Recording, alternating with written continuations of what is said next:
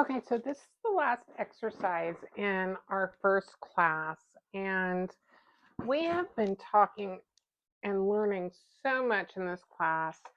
We started off with our brand new set of paints. I'm using Daniel Smith Essentials, but any brand is fine as long as we're looking at warm and cool colors. So we went ahead and started our swatch with our cool colors, our Hansa Yellow Light, Quinacridone Rose, French Ultramarine. These are our cool colors, and our warm colors, New Gamboge, Pyrrole Scarlet, and Phthalo Blue. Now that we've done all of our swatches, we can really see the whole variation that our colors can give us. We can also see how they tend to bloom, some granulation. That's where the pigment kind of separates from the binder and gives you that grainy look like here and here. So we've kind of seen what our colors will actually do. Then we went ahead and we used those warm and cool colors to swatch out color wheels so that we could see how our colors mix together and what kind of a variety of colors we can get with those mixes. Then we did our swatch for our palette. So this is my palette here. So we went ahead and swatched out all of our colors. We labeled them. I went ahead and laminated mine so that it will fit directly in here, and I will have it with me, and I can refer to it anytime. And then finally, we've taken our color charts to the next level. So we still have our warm colors, our cool colors. We've done the same basic color chart, but then we've started mixing across our circles to get all of these beautiful neutrals and how they play together. So we've learned so much about our colors. Now it's time to play a little bit. So this I call the bubble exercise. And I have a variety of circular shapes here. I just gathered these around the house. A milk top. This is from my makeup remover. This is my hairspray. This is from my bar. So is this. Okay, so it doesn't matter what things you use. The technique is kind of all the same. So I'm going to show you the first way to do it, and that is to take your colors with a damp brush, loading your colors up onto the rim. Don't be afraid to load kind of a lot of color, it's fine.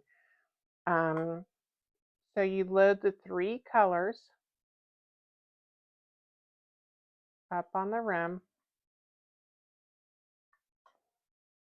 and it really just doesn't matter, right? Like, I'm never going to put this hairspray top back on my hairspray. All right, so we're going to stamp it. And you can probably stamp it more than once. Okay, but you don't want your colors to be super dry. Then you want to take a paintbrush that can hold a little bit of water. So this one is a number 8, but you can use something bigger or smaller. I've got my brush wet. And now I'm in the middle of the circle, and I'm just activating and moving this paint and letting it do what it wants. And some of these paints will spread easier than others. It doesn't matter. This is kind of the fun part. This is the beauty. We're going to get all of these really interesting washes, and we're going to be doing the same thing over and over, but we're going to get different results. And that's kind of one of the magic things about watercolor. So you can see that this red here is pretty dry, and so it's not wanting to move much because this is our second stamp. But we are getting some movement with the blue and the yellow. And so we're getting a different result than we had in that first one. All right, so let's try a different technique. So this one is just on your palette, I think this one is even easier. Just on your palette, you get some paint. Okay, so I didn't get a ton of paint on this one, so I'm going to just add a little bit more. No big deal. Who cares?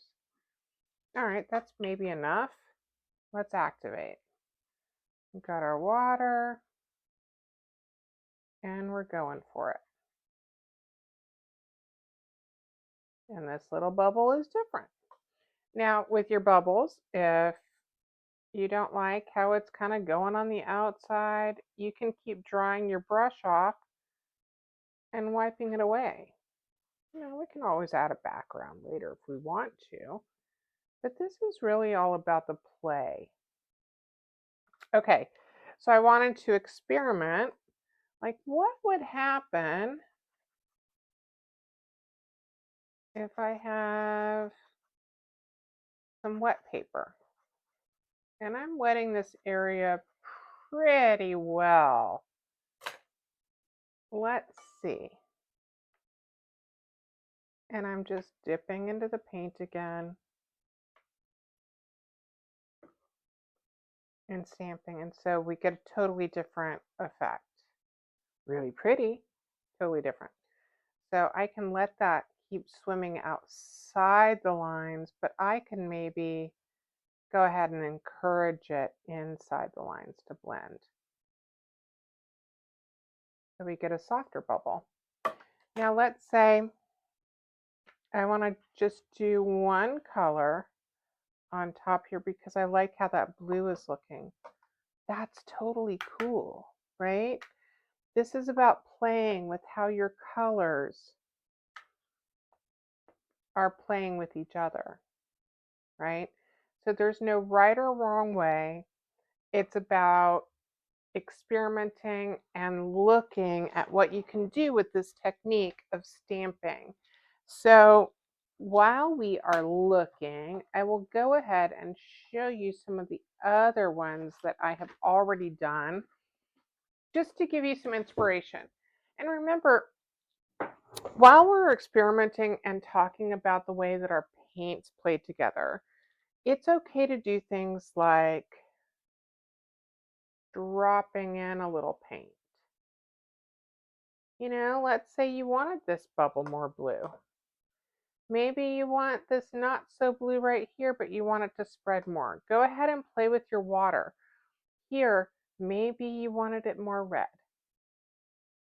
But maybe you wanted some splashes of red around. That's okay too. This is an opportunity to experiment and play. So please do that because you're using these same basic colors, but you're learning how they're going to play together. So these are some of the studies that I did. So those are cool. This one is also cool. So these three are the cools. And then I did 3 of the warm ones as well. And it's amazing. All of these are using 3 colors each. And it's amazing the results you get, like how different. For example, this is the warm and the cool, and I've used background colors on these, but they look so completely different. Our warm and cool in this situation looks completely different.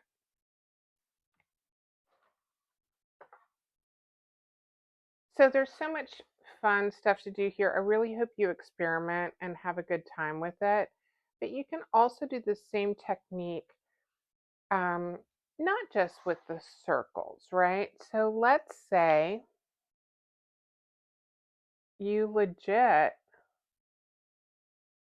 just put some paint out there, your primaries. What happens as you start to swirl them and scrub them together? That brush is so little, like that's not going to work for me. Right? Can you make something with these colors? How do they play together? This is the whole point. It's not about right or wrong. It's not good or bad. It's none of that. We are learning what our colors make when we mix them.